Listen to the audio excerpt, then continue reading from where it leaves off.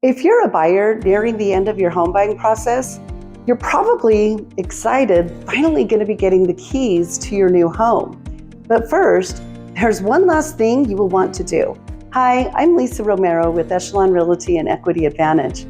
As a buyer, the final walkthrough is your last chance before you take ownership of your home to make sure that it's still in the condition it was when you made the offer. Ideally, this walkthrough should be completed around 5 days before you're signing your closing documents.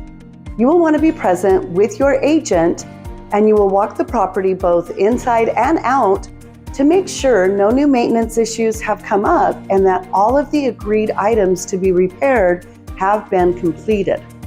You will also want to make sure that all the things you agreed to stay with the home are still there.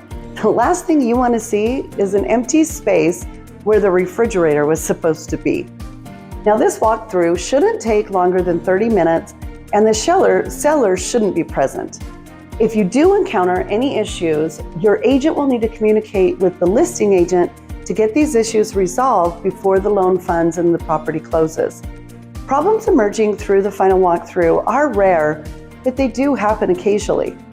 Bottom line, as a buyer, you want to be sure the terms of your agreement are satisfied before you take possession.